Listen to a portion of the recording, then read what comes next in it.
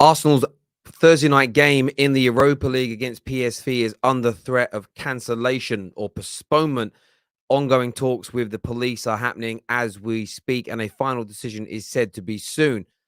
But after a weekend that saw the Premier League postponed, the feeling was, with the funeral of Queen Elizabeth being moved to Monday, the 19th, that games would go ahead. But that doesn't appear to be strictly true. More updates to come on also Premier League games this weekend, especially in the capital, whether they've got the police force to go ahead. And television trucks are also causing an issue, as there may not be enough to go around, as the world's media wants to, of course, cover the funeral of Her Majesty the Queen. We're also going to take a look this morning on Thomas Tuchel's emotional breaking of the silence after his sacking. N'Golo Kante has been offered a new deal. And how much pressure do you think Graham Potter is going to be under? Make sure you're smashing like buttons. Make sure you're subscribing to the Football Terrace as well. It's the morning edition of the Done Deal Show. Let's go.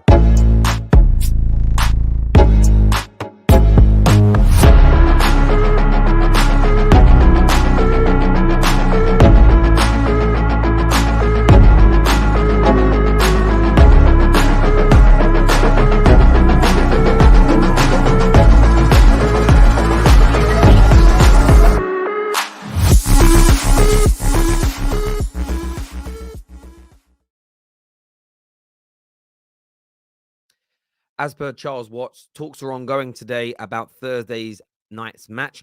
Police are yet to make a final decision. Further discussions with the UEFA in the next few hours. Arsenal and PSV were confident before the weekend it would go ahead, a bit less so now. Arsenal are hoping to be able to confirm either way today. Now, Arsenal's will be the first game that is said to be called off. So far, the Champions League games will go ahead as scheduled, barring Rangers match. Rangers game is going to be pushed back by 24 hours. What's under pressure at games based in London? Man United's Europa League game, as of right now, is going ahead. What's being put under pressure by... There's two things that are putting pressure on the clubs in London. One, the amount of police force that will be available. Of course, people may have to take extra days off this week to cover Monday. It's going to be exceedingly long hours. There's also a shortage of police officers in the UK anyway, but that's a completely different conversation for another day. What's also been reported is that the TV companies that would, of course, be covering Arsenal's games here in the UK are actually struggling. They're actually struggling to make sure they've got enough trucks, because a lot of these vehicles now are positioning themselves around different parts of the country to basically give the world the 24-hour coverage that we've been receiving in relation to the passing of Her Majesty Queen Elizabeth II. And of course, King Charles now taking over, the royal family. Of course, there's about 1,000,001 cameras following Harry and Meghan around everywhere. And it's having a knock-on effect when it comes to the game of football and getting these matches to be televised. And we know the television coverage of these games is very important. It's why football makes so much money. And if the TV companies aren't happy, football will be cancelled. So it's disappointing news, I think, on a Monday morning after everybody had the weekend away from football. There's a very disappointing feeling that football didn't go ahead for most, other than Richard Keys, who said that the other sports were actually a disgrace for going ahead as normal. And I don't personally agree with that. I think sports should have gone ahead, and a lot of people agree with that as well. So a lot of pressure this morning, as per Charles Watts's tweet here, that another round of football matches may be called off. And what we're hoping for is that this isn't the case. What we're hoping for is that there is a resolution to this situation. But I did want to ask that question of the Football Terrace community today. What do you think about this? Should the game be called off? Should the game be called off? Should more time for national mourning exist? Should they be changing the fixtures, hosting them in different cities? Or what do you think the solution should be? We know a lot of the... I'll be honest with you, I'm a bit confused by it all. I've heard that Man United versus Leeds in Manchester may be called off because the police are needed in London the following day. I'm just stick them on a train afterwards then. KJ lives in Birmingham and he works for me, and we're based in London. Sunday, on this Tuesday, KJ will be working in Birmingham. Wednesday, I need him in London. So do you know what he does? He finishes work on the Tuesday, he sleeps, and then he gets a train down the next day. I'm really confused why the police can't do that. Really, really confused. I don't quite understand how a game in Manchester is under threat because of something going on the Monday. I don't understand how a game in London's under threat on the Thursday when the funeral's on the Monday. Equally, there are private security companies. There are additional stewards that can come in and do things. There are all sorts of things the clubs, the FA, the Premier League, and whoever else needs to be involved can do to ensure there's enough security, enough protection for the match going fans. The games can go ahead, and still there's people there to cover the situation with the Queen on the Monday. For me, it's all just a little bit weird. Um, they're not thinking about business. They're not thinking about the working classes. And I'm not talking about the working classes getting the opportunity to watch football. I'm talking about the businesses surrounding these football clubs that require these games to go ahead. There'll be 2 games. I mean, you could have 2 or 3 rounds of midweek and weekend games gone. That's millions and millions of pounds taken out the back pockets of working class people, not individuals, but collectively. And I think something needs to be done about this. I think it's wrong to get these games called off. But I do want your opinions here. It don't make money, cancel everything. Well, there we go. Morning, Terry. You are right. Games should have gone ahead. I have to go into work. If there's a security issue, use the British Army. I mean, that's another option, isn't it? Use the army on Monday as opposed to police if there isn't enough policing to go around. Or better still, I know this won't solve it for Monday. Spend more money and give us more goddamn police. Stick one on every street corner if you want the world to be. I'll tell you this: when I lived in East London and we had the Olympics, we had police everywhere. There were soldiers everywhere during that period. Do you know the crime diminished when you had soldiers walking the streets? There was no crime. And I'm not suggesting you should have soldiers on the street every day, but if you triple the amount of police officers in the rough areas of this country, trust me, crime would not disappear, but it would reduce massively. It really would. I think it's complicated due to the logistics in London, but the rest of the game should go on, is what Hugo says here. Games should be played. What a joke, is what Corey believes. I agree with you. Games should have been played, is what the Undertaker CFC has got to say here this morning. Cancel the season. Are you a Liverpool fan? Yeah, it's wrong for me. I can't. I went to bed last night and there was news that looked like the games are gonna go ahead. The football's gonna be back. And listen, everyone can have their own stance on the royal family, best way to mourn. Was it the right or the wrong decision? But football should be on its way to coming back this morning, and it isn't. There's still talk of more cancellations, and for me, that's disappointing. That's disappointing. Yeah, the fringe is getting there. The hair's getting there, guys. It just takes time. Like, it started shedding again over the weekend in certain areas. Like, it will keep, because the hair that they place in is from the back of your head, and the hair on the back of your head is a lot more coarse than on the top. So what it starts to grow through, it looks nice, and then it falls out again and comes back slightly not thinner, but more conducive with that part of your head. It's very clever because the first 2 or 3 times it grows through, it's just really straight and doesn't do anything, and it takes about 18 months to look like normal hair in the area. But thank you very much. Getting there slowly but surely. Now, Terry, I agree with you. Get soldiers on the streets instead of police. You've got to be very careful. You'll be very, very careful about too many police, soldiers, what they carry, the way they behave. There's all these things that could be negative in relation to it. But like where I grew up, it was dangerous and there was bad people everywhere. And the bad people could thrive as soon as there was less police around because there's no one to catch them. Simple as that. So yeah, I to a degree, I agree with it. They're just obviously got to be done right, but that's for another different channel, a different day. But I agree. Terry is spot on, like always. Oh, I try my best, mate. I try my best.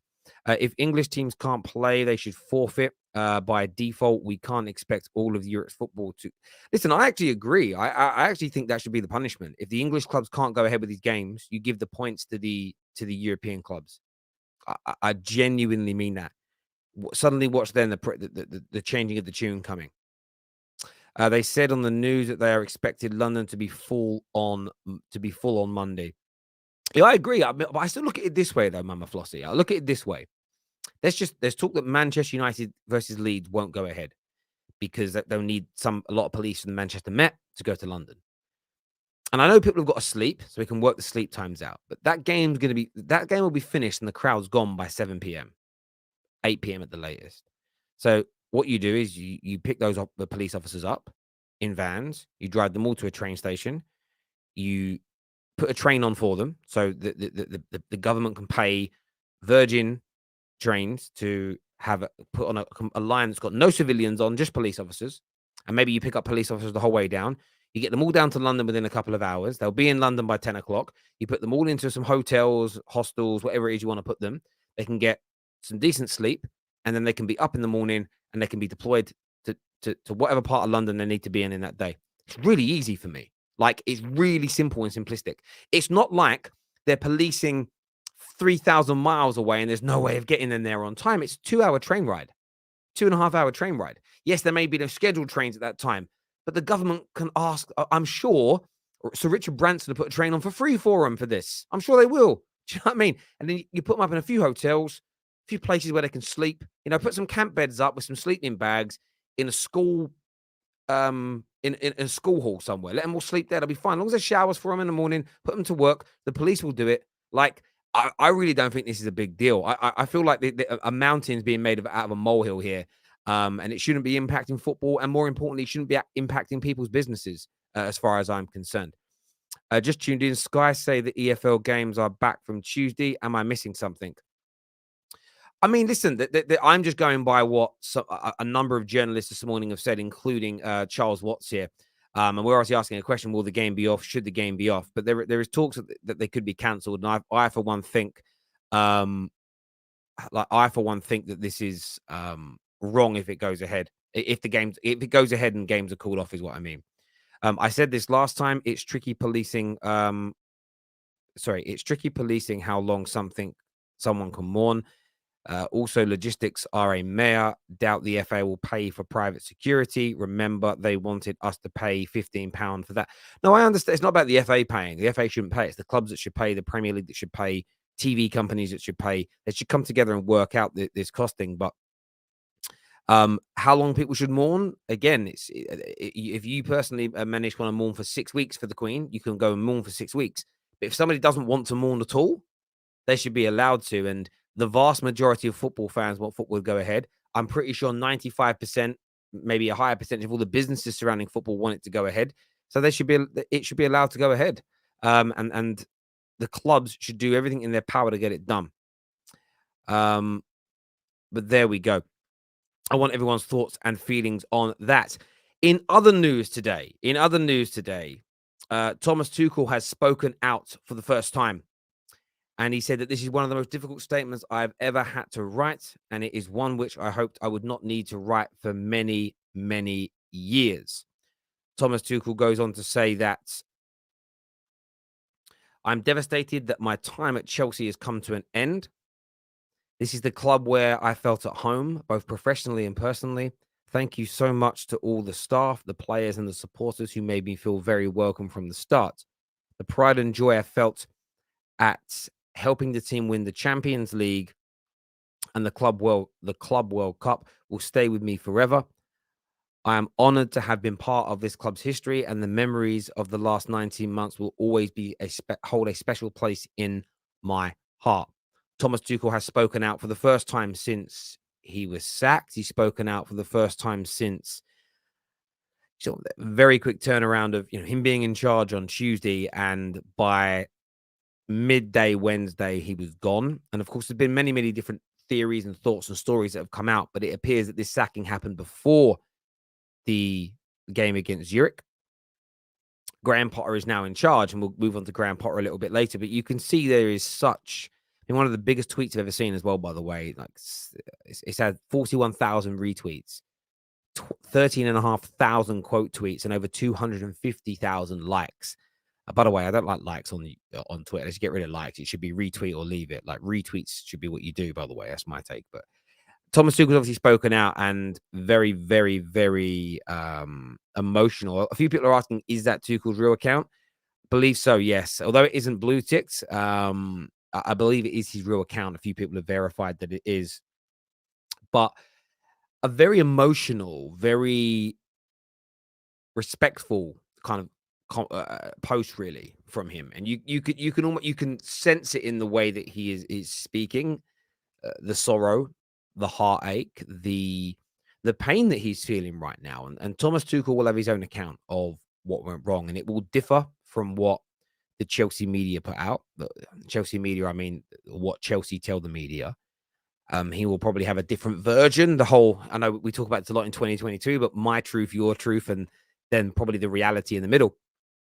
But you can certainly feel his devastation in that tweet, in that statement for the Chelsea fans. You'll probably find that Tuchel felt that he could have taken the club a lot further than he did, won a lot more if he was given the time. But what we know, especially from the likes of Ben Jacob, who spoke about this very, very candidly, that we know that Bruce Buck, Marina, Petr Cech were essentially moved on. Whether someone resigns or they're sacked, they're all much of a muchness at this level of business. And I think Thomas Tuchel probably felt, okay, well, they're giving me a chance, but maybe the ideas and the direction and the types of players the club wants to buy didn't suit him. And this is the issue that you have when new ownership get involved and they have a new vision, they have a new way of wanting to do things, that you just can sometimes find yourselves in this kind of right love at the wrong time. There was probably a respect for each other to a degree, but what Tuchel wants to do, the players that he wants and how he wants to play, just didn't marry up at this moment in time with what Todd Boehly and the group want to do. And I think there's a number of arguments, the Ronaldo situation being one of them, style of play, the speed of which things were executed, maybe even the public nature of everything that Todd Boehly and his group were doing was probably just a little bit too much for Thomas Tuchel. Then the results in turn didn't help him out, with a number of players, to me, not working hard enough, not running hard enough, maybe sensing the end was near. And I think for some of these players, maybe the idea of playing for someone like Graham Potter, even though he's not as accomplished, hasn't won as many, hasn't got the decorated trophies behind him that Thomas Tuchel does. There is an element and a suggestion that we'll play a more expansive style of football. Maybe that will make me look better. And we know that football players, like all human beings, hold a selfishness inside them. And that selfishness is very much, well, I don't really care if Tuchel's right for the job or not. I would rather him go because I think I would do better without him. So you kind of know these things came to a head. Tuchel had to be moved on and he's gone. But it doesn't necessarily mean there's a guilty party. It doesn't mean that Tuchel was a bad manager and a flop per se. There was just a changing of circumstance and a changing of situation. You see this in a lot of relationships. You see this with a lot of businesses. And it isn't always that someone's done something right and somebody's done something wrong. And you see that in the Chelsea fan base. There does appear to be, and I want to make sure I say this in the right way. I kind of feel like Chelsea fans don't know whether to celebrate and be excited about Potter or remain, excuse the term of what's going on in the world right now, but mourn the leaving of Thomas Tuchel. And I saw a comment here from Chris Jules that says sacking was harsh, but it's only harsh if he was doing everything the owners wanted. The owners have got a vision, and one of the reasons why I said over the weekend I'm fearful of Chelsea. I am genuinely fearful of Chelsea. Is they're doing the things that I believe a club now needs to do to be successful in the long term, consistent for the long term. Chelsea haven't challenged for a league title since 2017. It's a long time. They've not been in a title race since 2017. They haven't. They obviously won the Champions League, which is brilliant. They've got some domestic cup finals. But the owners want to come in and want to spend big, but they want to have a club plan. The club plan has to come before every manager. Now, managers can help your club plan come to light because Klopp and Pep have done that at Manchester City. But the club still have a plan. The club still have an ethos. The club still have a way of doing things.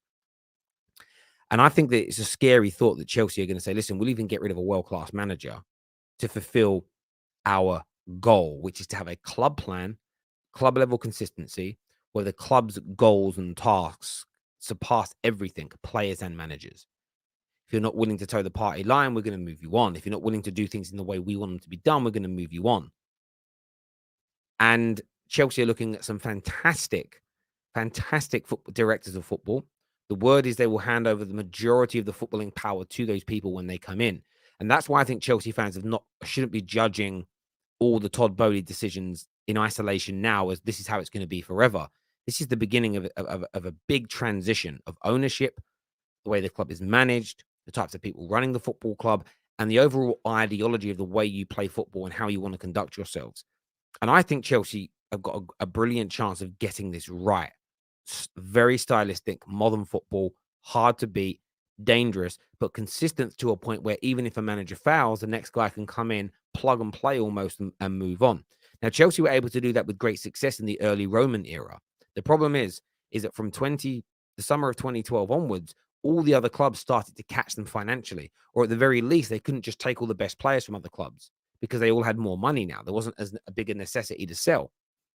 10 more, just over 10 years ago, if you wanted a player like Cucurella from a club like Brighton, of course, the inflation's gone up, but you'd have probably got him for today's money about 20 million pounds because teams like Brighton would the TV money was so much smaller.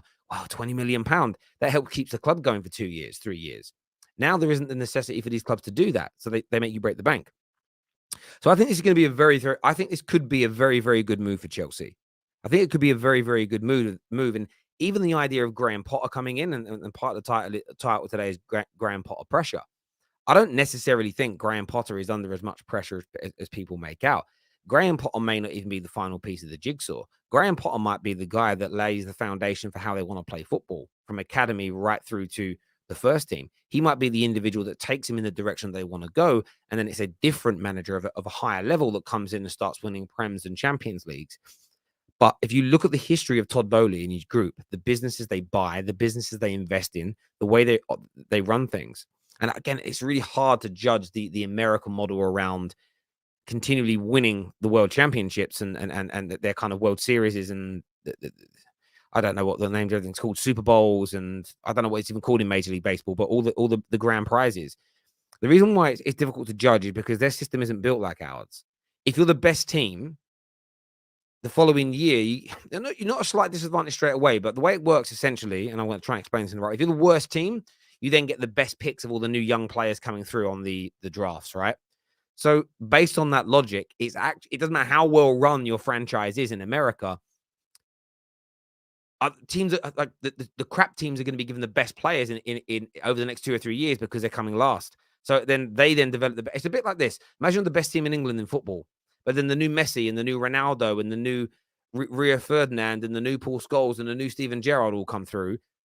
The teams like your Norwiches, your teams like your Fulhams, they would get those players, not Chelsea, not Man United, not Arsenal, not Man City. And so over the course of time, you'd have the best players down, and the trades don't work in the same way. Those clubs at the bottom aren't going to trade out those players easily. They're not going to go, right, yeah, we'll trade you the new Steven Gerrard for the old Lee Catamol. Like, they're not going to do that, right? They're going to want, so it's a very different model. And the reason I bring this up is because the Bowley group the Bowley group run things very, very well. Not true. The Dodgers have the best team and best farm system. Okay, I hear what you're saying, and maybe they're not all this. Maybe they're not all the same, but American sports don't run like ours do in terms of the transfer window. Yeah, of course there are teams that are slightly richer than others, but I even read somewhere, and now again I'm only reading this, but like, the New York Yankees brand is world renowned. And every single sports shop I've ever been in sells there's a New York Yankees hat in there, right? When they do that, the money that the New York Yankees would generate is spread across the whole of the league. So you see, like the way it would work, so Man United sell more merchandise than any other team in England. But the way it would work if we were in America is part of that money that Man United generates would be spread amongst the whole league. That's my point. That's why you can't judge running a team in England exactly the same as running a team in America, because the system is different. And of course, the better run franchises will yield more success. The wealthier franchises will yield more success than the poorly run ones. Of course, that plays a part. But at the same time, and maybe I'm wrong here, do you have basketball teams like you have like the Chicago Bulls when they had that team they had in the 90s? Was it the 80s or the 90s? I'm not too sure when the run was, but they won everything. Well, how much have they won since? And I'm asking that as a question because as soon as they lost that level of quality of player, why didn't they continue that even after the likes of Pippen and Jordan and Dennis Rodman? Why after those guys were done did they not continue that level of success, or did they continue it? Like, my understanding is they didn't.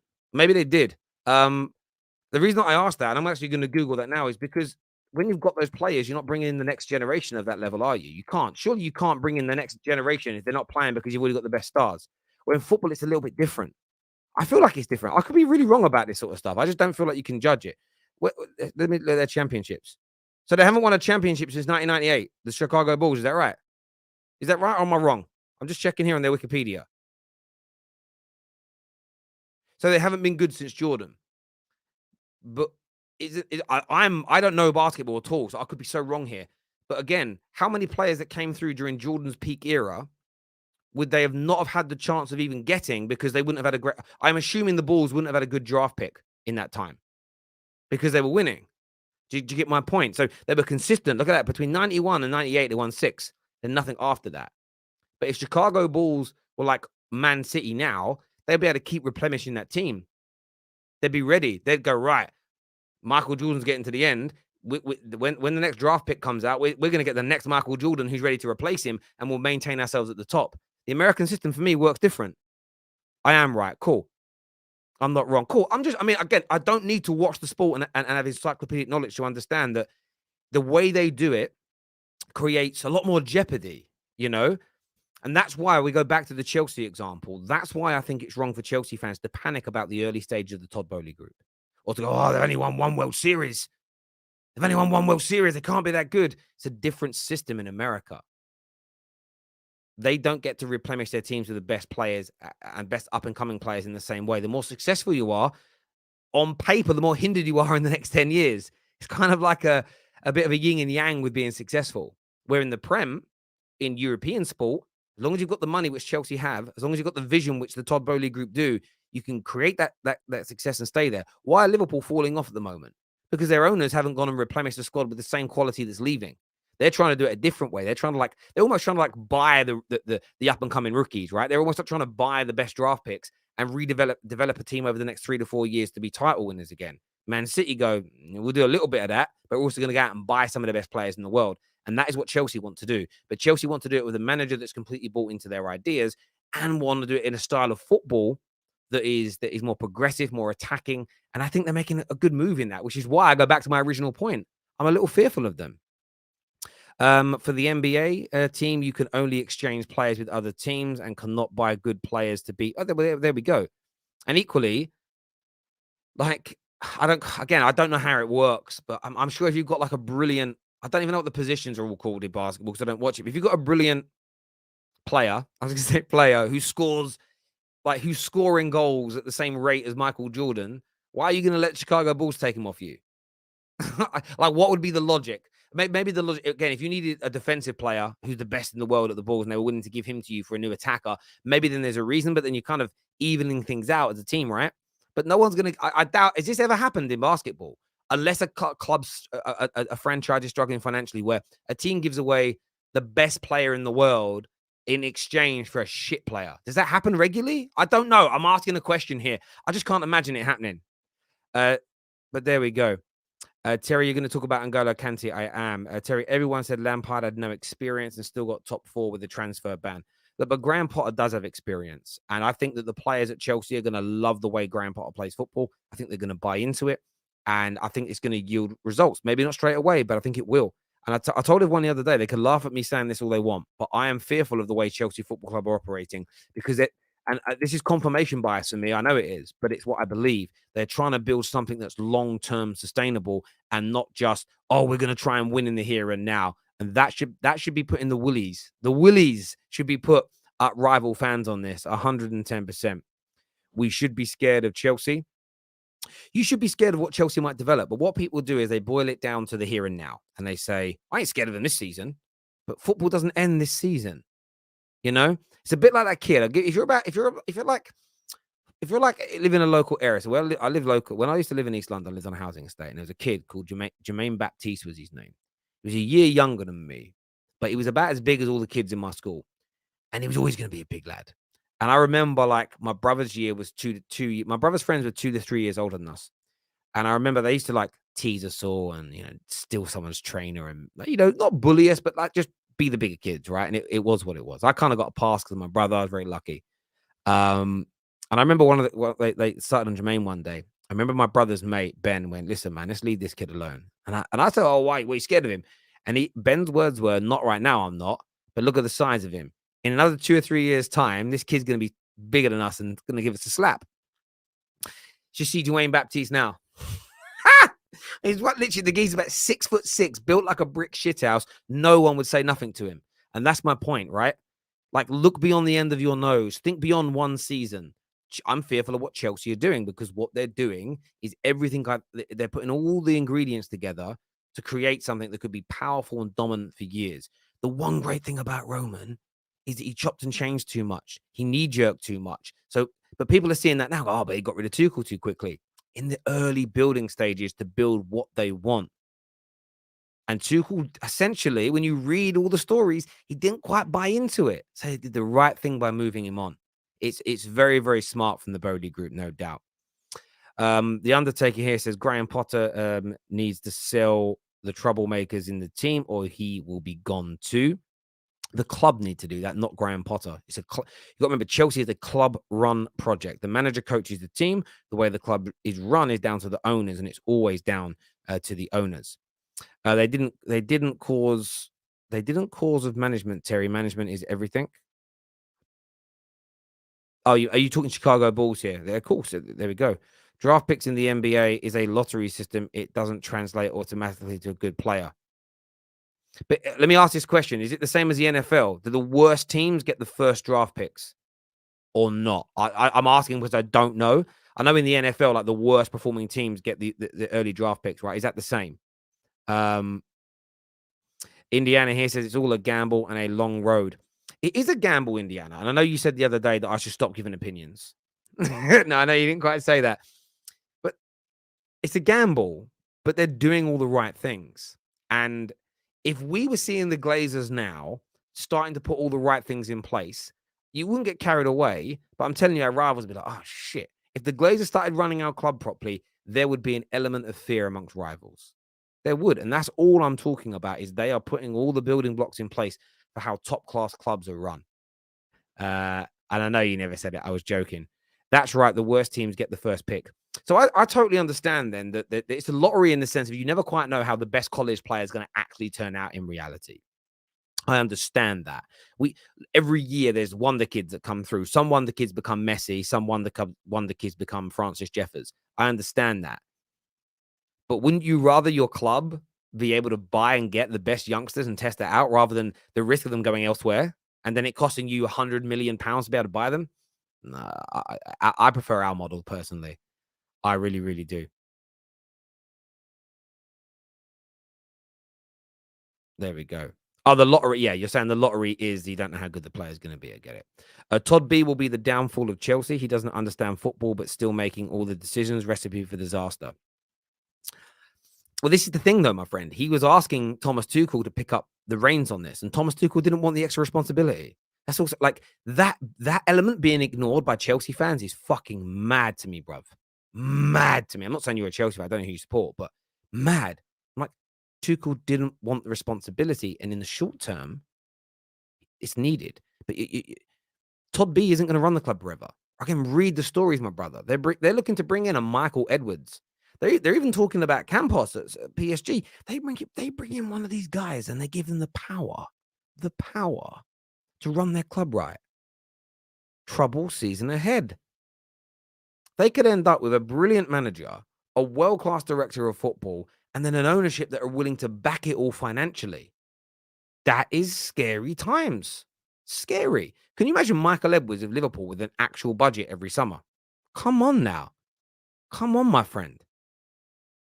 But in the NFL, the Patriots have maintained their dominance for over 20 years, despite getting the bottom draft picks every year. And again, there'll always be the anomalies to this rule. And I'm not sitting here stating to be a complete and utter expert on it. And again, Chelsea, I'm not saying Chelsea are going to be the best run club and win more than anybody else, but they're still going to be a scary factor. And maybe I'll do a bit of research on the Patriots to understand how exactly they have done that. I mean, how long though has Tom Brady been at the Patriots? How long was he at the Patriots for? I'm going to just search that now because that'll play a big part in this. I mean, the geezer's 45. He could have been there a long time. That'll play a bit. How long was he at the Patriots for? I don't even know. It's so hard to tell. How long was he there for? Oh, so he was at the Patriots for 19 years. I mean, that probably plays a big part in it. Like having arguably the greatest quarterback to ever play football played a big part in it, right? So yeah, I mean, that's it. I didn't realize he was there that long, to be fair. And they literally got him from the NFL draft pick, round 6, pick 99. Is that how far down the pick? He wasn't like the first draft pick. Round 6, pick 199. Wow. That's got to be the best pick ever in NFL history, surely. Again, I don't know the sport deep enough to ever make that. I'm just looking at that from the outside in. That is crazy. That is crazy. Let's just give you a little bit of a roundup here on the news that's come out so far today. The first piece of news came from Charles Watts that said that talks ongoing today about Thomas Tuchel's. Sorry, let me reread that again. My dyslexia is really hurting me today. Sorry. Talks ongoing today about Thursday night's match. Police are yet to make a final decision. Further discussions with UEFA in the next few hours. Arsenal and PSV were confident before the weekend it would go ahead. A little bit less now. Arsenal hoping to be able to confirm either way today. We're also speaking on the show about Thomas Tuchel's very sentimental message about his devastation of losing his job. Make sure like buttons are smashed this morning, people. Keep the comments coming in. And I like these shows, actually, where I just sit there chatting to you guys. I really find it fun. To be honest, Todd's reign became one of the best run or like United. I cannot pinpoint that. Well, until they start doing things wrong, we can't say it's going to be like the Glazers. They've spent more money in one summer than any football club has ever spent, and they're looking to spend hundreds of millions of pounds more.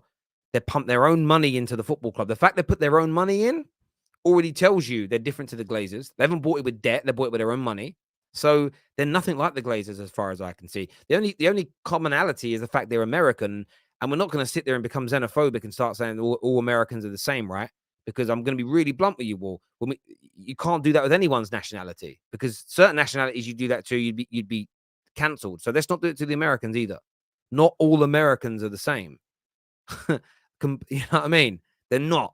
They're not all like the Glazers. They're not all like Donald Trump. They're not all like that. You know what I'm saying? Like, let's just calm it down. Let's drop the xenophobia, please. No place for it. Terry, did you apologize for the Liverpool blunder?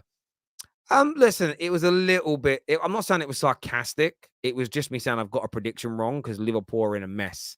But yeah, I kind of did watch the video from yesterday. It was more talking about Liverpool's problems than it was me saying sorry. And I had one guy in the comments. He's like, "Oh, you get so much wrong, Terry." I'm like, "Yeah, I get a lot of predictions wrong. Loads of people do." Like, I think it's weird. Some people believe their favorite YouTubers don't get things wrong. People like that scare me. Like, legitimately, people like that scare me. It's really crazy.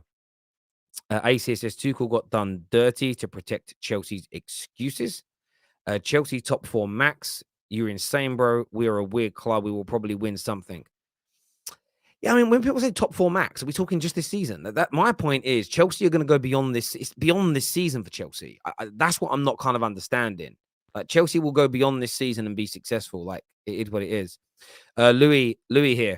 I says, Terry, how do you think a trade system in football would work? Salary cap, matching salaries in trades, academy players, including to bolster trade packages for top players, etc. might be interesting.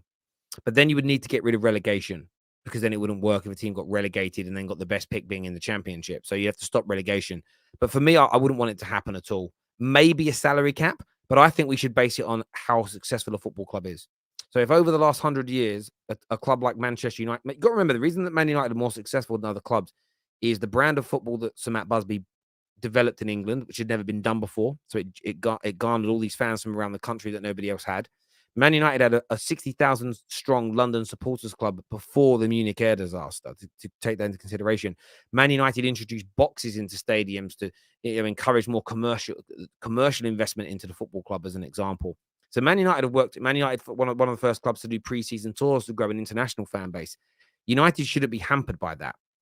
So what should happen is there should be a salary cap and a transfer cap based on your turnover as a football club. So it should be, 50%, 60%, 70%. And they are bringing something like that in. That's the right way to do it. That way, your goal as a football club is to grow and become better and become more popular. Therefore, you can spend more money. So I don't think you should give everybody, there shouldn't be a level playing field, because I don't believe in that level of, I want to make sure I word this in the right way. In sport, I don't like the idea of that level of a playing field. Man United, Liverpool, Arsenal, these clubs have built up the size of their fan bases over decades and decades, and over a century for some of them. They shouldn't then be told, yeah, you have to spend the same as Norwich. That isn't fair. That for me is actually unfair, because you're hindering other people's success. So, but I think something along the lines of a cap is already coming in with, I think it's a better way of doing things. But I think what they need to manage is the way certain sponsorship deals are done. We know there are some clubs in the Prem that have got these sponsorship deals where the companies don't exist, but they're getting paid tens of millions of pounds a year by companies that don't really exist, that don't offer services or provide products. It's all a little bit dodgy. That should be investigated more, in my opinion. Have you seen Todd wants to buy feeder clubs? Listen, the Todd Bowley group, they're going to do bits, bro. They're going to do a bit of Man City about them. They're going to have clubs in different continents all around the world. Um, Feeder clubs don't really get done. Officially, Sporting Lisbon used to be an official feeder club to Man United. These relationships don't exist as much anymore, but I think it's a very good idea. They've got a long-term plan for Chelsea, and the way they're operating scares me. I've said it before. And in like 5 years' time, when they're a powerhouse again, and when I mean powerhouse again, I mean in that title race conversation every single year, when they're dangerous every single year, because what they've done is create a sustainable club plan. And even if a manager's doing bad, Chelsea want to get to a point where they can do what Bayern Munich did. Sack a manager early in the season and still go on to do a treble. And the reason that Bayern Munich were able to do that is because the club plan remains irrespective of the manager. If Nagelsmann gets sacked tomorrow and the new guy comes in, the only rebuild might be 2 or 3 new players in, 2 or 3 players out. There isn't a complete thematic review and overhaul of the way the whole Bayern operation works. And that's because they're a proper run football club for 2022. Proper run. Not about Americans, but the approach is unorthodox. What's unorthodox is the amount of information they allow out. What they're actually doing, I believe, is very, very atypical in most areas. It's just very, very kind of weird for people to see it. Like, sometimes I watched somebody make a piece of a mirror the other day, and I was like, oh, is that how they do it? That's weird. But normally I just look in the mirror and brush my hair or brush my teeth. I don't really think about it. When you see the process of something laid bare, it can change how you feel about it. I've seen certain foods get made, and I'm like, oh, I eat that. Go and check out how to make the gravy at KFC and tell me if you still want the fucking gravy. He's like, oh my God, they scrape all the crud out the bottom of the fryers and they make the gravy out of it. I didn't want to see that. I just want to eat the gravy with my chicken. But yeah, maybe that's just me. In other Chelsea news, equity is better than equality. Yeah, the element of me that really believes in that. Todd B will increase Stamford Bridge to 60 to 70,000. Well, that's also another thing as well. New stadium. That man improves that stadium as well. The Glazers can go do one.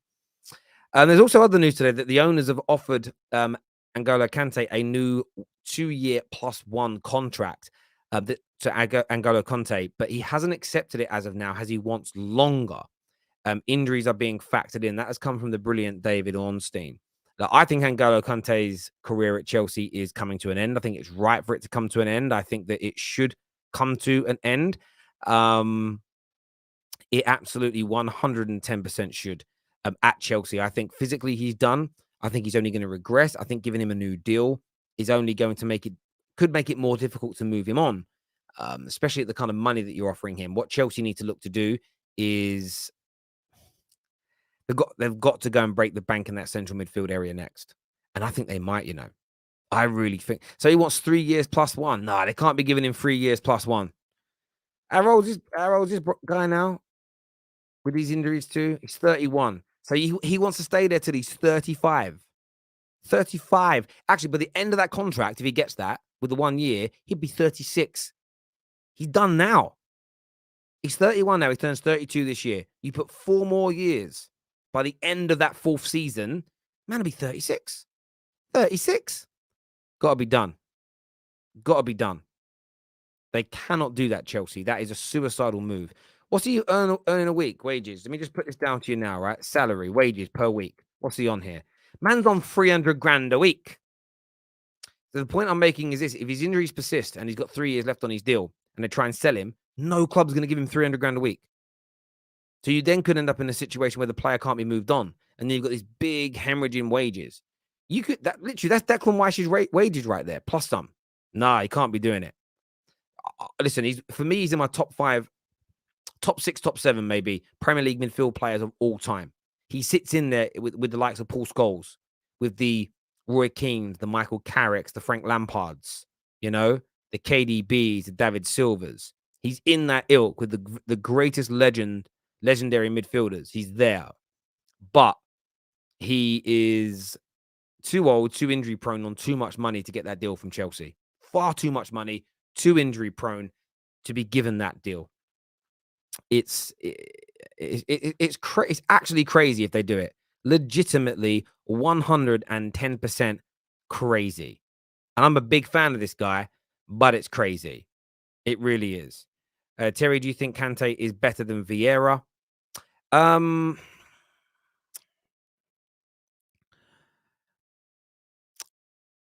it's close. It's close. I think Vieira better technically on the ball. Kante better defensively, which is a huge thing. Overall success, look at their careers. It's close, you know. Like it's close. Um, it's close between the two of them. But I would probably just slightly pick Patrick Vieira myself. Very, very close indeed. Patrick Vieira, as much as he's, he was a nemesis of Manchester United. Um, it's very, very close indeed. Apparently Brentford staff was stood down 2 to 3 days ago, and you forgot to mention Vieira. I mentioned Vieira. It came round. I'll just leave things out. Look at this, N'Golo Kante. Look at the amount of injuries. Okay, so since the season of 1920 season, which will be 3 years ago, 1, 2, 3, 4, 5, 6, 7, 8, 9, 10, 11, 12, 13, 14, 15, 16, 17, 18. 18 separate injuries in 3 years now. Groin injury, hamstring injury, muscle injury, hamstring injury, muscle injury, groin injury, corona, knee problem, corona, knock, knee problem, muscle problems, knock. Let's keep reading these out. Hamstring, sprained ankle, knock, knee problem, bruised rib, back injury, circulation problem, hamstring injury. Far too many. Like, legitimately, he's done. Kante's done. He's been done. Finished. This will be a mistake from the Bowley Group. If they give this man a 3-year +1 deal at nearly £300,000 a week, no, can't be done. Cannot be. COVID ain't an injury. Yeah, I'm just reading out everything on the list because I said 18 and they didn't want to be. I'm giving full disclosure to you here, right? But still, if you remove that, it's still 16 injuries in that time. 16. And of those injuries, 1, 2, 3, 4, 5, 6. 6 times it's been his hamstrings. 1, 2, 3, 4. 4 times it's been groins, and 5 times it's been muscle problems. Hamstring, groin, muscle problems. The majority of his injuries. He's only going to get worse as he gets older. Don't do it, Chelsea. Big, big, big mistake. Huge mistake. Kante's new deal is reward for a player who has given so much success to the club. Things like this were commonplace in football, and it shows respect. Those against it need to rethink their views. Frank, you're obviously a rival fan. That is a nonsense take. I understand it in years gone by. So I understand it in the 50s and the 60s and the 70s and the 80s where players had to leave football and go into normal jobs because they weren't millionaires. But the geezer is earning £300,000 a week and has been for a while. I don't know what his net worth is. He's got to have earned 20 or 30 million pounds after tax. He doesn't need a reward of a new contract worth. I've got to do the math because I haven't got quick math in my head anymore. 300 grand a week, right? Times 52, times 4. Chelsea don't need to give him 62 million pounds as a reward.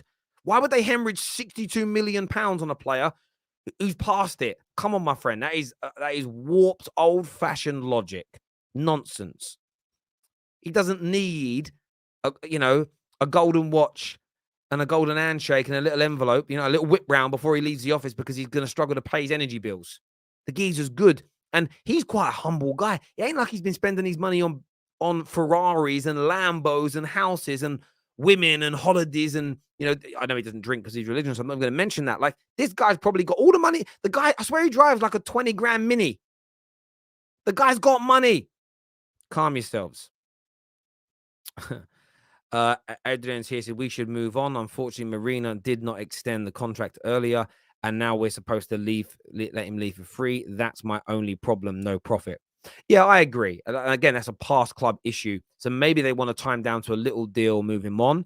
I think, again, if they get him on a 3-year deal, but he halves his wages, cool, because you'll be able to sell him in the summer. Somebody will pick him up on them wages, right? A less intense league. Somebody will pick him up and do that. But yeah, like it's a mistake from the previous ownership. It really, really was. It really, really was. Let's have a look at some more of your comments here. I'm a Chelsea fan. For sure, I won't mind giving 20 or 30 million if he becomes a 45 million pound player. Yeah, look, if you put him on a 62 million pound contract and you sell him in the summer for 20 million pounds, you're making some money. But it's whether or not you can do that. Terry, is Kante better than Casemiro right now? No, not right now. He can't even play right now. I don't think he's better than Casemiro anyway. Casemiro's career is outstanding, but both top class. Either way, both top class. Terry, as a Chelsea fan, you're right. Kante needs to go now. We rely on him way too much. Yeah. Just wait for Potter to bring in Moise Caicedo in January. Yeah, that player looks good, you know. Brighton are already trying to give him like a really big new deal to stop him from leaving. And I get why they're doing that as well. Why would you wow, imagine not doing that. Imagine not giving him that deal. Like that'd be absolutely ridiculous. They've got to try and get him on a new deal and stick a big release clause in there. That's what they've got to do. Kante is a rare gem and a top professional. You need some older players around, and yeah, I understand that, but not on 300 grand a week. Not on 300 grand a week. You just can't do that.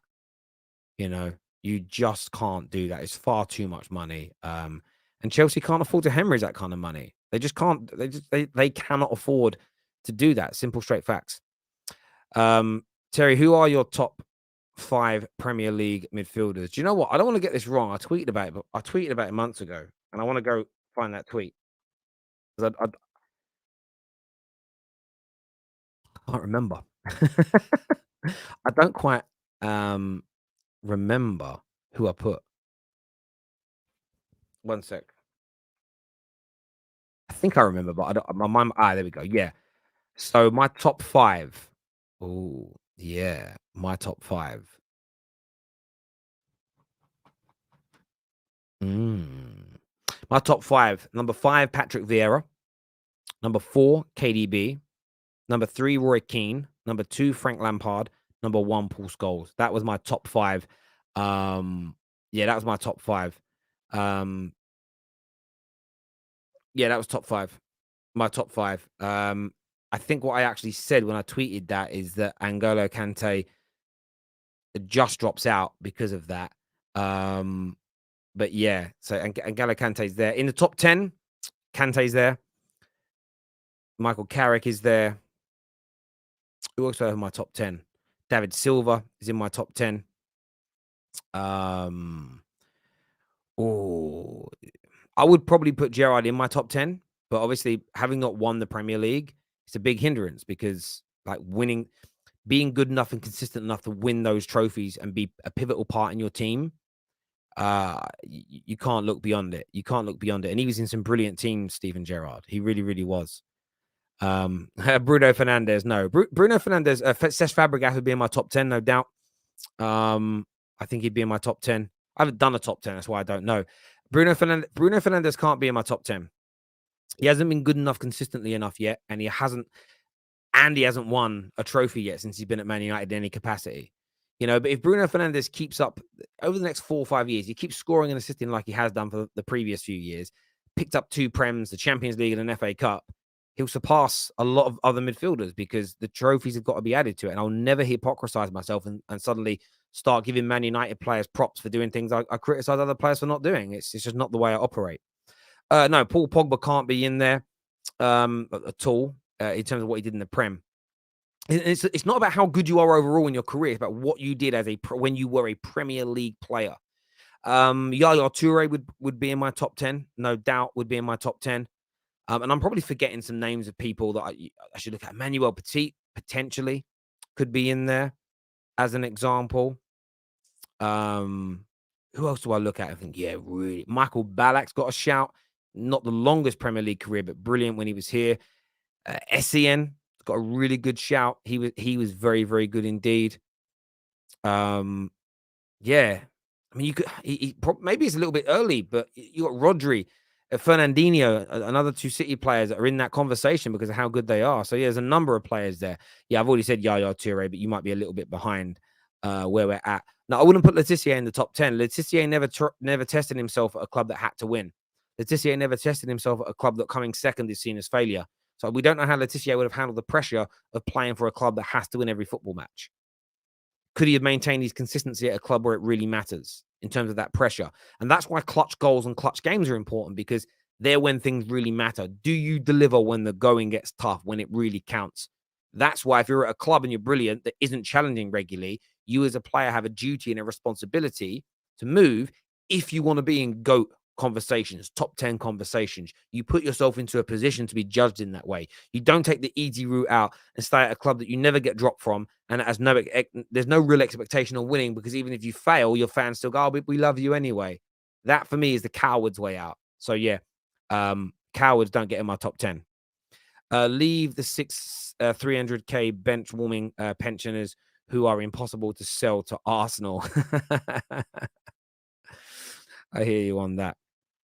JJ Okocha was he was a boy. He'd be like, if we're just gonna say ballers and we're not saying best ever across all metrics, like JJ Okocha on ball ability in that top 10, the man was an absolute ledge. Absolute ledge. But I'm not talking. It's not Gerrard slander. Gerrard won FA Cups. He won League Cups. He won Europa Leagues and Champions Leagues. So as an overall Prem player, he still achieved. He still achieved as a football player. There's no doubt about it. That's why he still has legendary status. But I was talking about Letitia. I think Letitia took the coward's way out. I think he was a coward to not move to a big club. If there's reasons that he didn't move that I'm not aware of, family reasons, he had an unwell wife or parents and he couldn't leave, fair enough. But there are London clubs that ain't that far away, and I'm sure it would have made that much of a difference that you could have challenged yourself with, improve, because Letitia had the ability to be one of the greats. But he never went for it. He never ever went for it, and it kind of bothers me that he didn't go for it. Like, it really, really bothers me that he didn't go for it. Claude Makelele was world class. He was very good, but again, maybe his time in the Prem probably wasn't long enough. But then I swear, was he the holding midfielder for back to backs? If he was, that's a good shout. One of the best to have played here. Paul Lynch is a great shout. Paul Gascoigne, yes. But what did he win? Won an FA Cup. Did he even play in the talent? Yes. Delivery, no. Mark Noble, yeah, Mark Noble's on the list. Yeah, he's there. Kane the coward, or does the Audi Cup count? Look, Kane's still got some of his career left. If Kane doesn't leave and doesn't win anything, I will call him that, irrespective of the goals. To win no trophies means nothing. Every player that's won trophies has said, I'd give up my records to have more trophies. Probably barring Ronaldo. But then when you're in Ronaldo's position of privilege to have won both the individual and the team competitions, you can make that statement. But if you've just won a few Team of the Year awards and some golden boots and never won a trophy, it's a very convenient thing to go, I just prefer the personal awards. No. Legends versus trophies. But I think you need trophies to be a legend. When we're talking overall Prem, not club level. Club level, you can have a legend as much as you want. But when it comes to the Prem, them trophies matter. Thank you, Graham Oliver, for becoming an official Academy member of the Football Terrace. Thank you very much indeed. There we go. Terry, stop this Ronaldo to Chelsea thing. It's not going to happen. We'll have a little chat about that later on the Top 6 show. Don't you worry yourselves about that. But we are back at 6 o'clock today with the Top 6 show. I've got some content coming out this afternoon, so make sure you're all tuning in for that. Yeah, David Silva's in my top 10, no doubt about it. Sensational player. Make sure you smash the like button. Make sure you subscribe before you leave. We're back around 6 p.m. We want to see you all live back there. We've got a panel coming on where we're going to be previewing the Europa League and Champions League games coming up and looking at some of the big stories starting to circulate. Will Chelsea now go for Cristiano Ronaldo in January? Saka's new deal and much, much more. Until next time, everybody, take care. Goodbye. Terry, I really hate your logic. What, the trophies matter? How can you be a fan of football and think that winning trophies in football doesn't matter? Come on now, my friend. That's it. There we go. So Kane is not a legend if he retires tomorrow. He's a Tottenham legend, no doubt. You could probably put him near. You could argue with the way English football went from 1966 until now. You could argue England legend, maybe, but Premier League legend. He doesn't get to sit next to Aguero, Cantona, Thierry Henry, Dennis Bergkamp, Wayne Rooney, Ruud van Nistelrooy. Like, these guys scored goals, created goals, dominated games, had great moments, but they won it. I don't. For me, if there was a player in the NBA that was scoring at the same rate as Michael Jordan was, but never wins the championship, he'll never eclipse or be next to Michael Jordan. And for me, legendary status should be a finite level. Legendary status should be finite. It should be a handful of people that make it onto that list. And you can't have someone on that list who hasn't done the same things everyone else on the list has done. That doesn't make sense to me. It doesn't make sense to me. You can't be an Olympic legend at the Olympics without winning an Olympic gold medal or multiple medals. Maybe if you win like 4 bronzes and 6 silvers, you could argue it, right? But maybe that's only at a national level. To be an Olympic legend, you have to win an Olympic gold medal. Surely you've got to. To be a legend of swimming, surely you've got to have won Olympic and or world championship gold medals. Surely. To be a legend of boxing, surely you've got to have won a world title. To be a legendary rugby team, surely you've got to have won the World Cup or at least won the Six Nations or whatever the Southern.